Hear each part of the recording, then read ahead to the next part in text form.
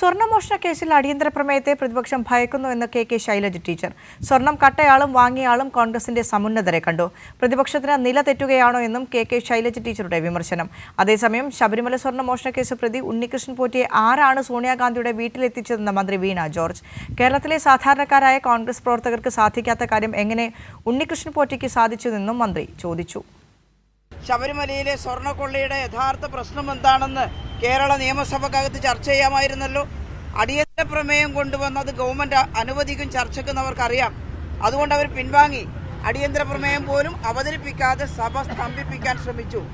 സ്വർണം കട്ടയാളും സ്വർണം വാങ്ങിയയാളും കോൺഗ്രസിന്റെ സമുന്നതരായ നേതാക്കൾക്കൊപ്പം നിൽക്കുന്ന പടം വന്നിട്ടും ചിത്രം വന്നിട്ടും നമ്പർ 10 ജൻപതിൽ സാധാരണക്കാർക്ക് പ്രവേശനമില്ലാത്ത ഒരിടത്ത് ഒരു അപ്പോയിൻമെന്റ് കിട്ടണമെങ്കിൽ എത്രയോ മാസങ്ങളോ വർഷമോ കാത്തു നിൽക്കേണ്ടുന്ന ഒരിടത്ത് പോറ്റിയും സ്വർണം വാങ്ങിയ ആളും ഒരുമിച്ച് അവിടെ സന്ദർശിക്കാൻ അവസരം കിട്ടി എന്നതും ശ്രദ്ധിക്കേണ്ട വിഷയമല്ലേ?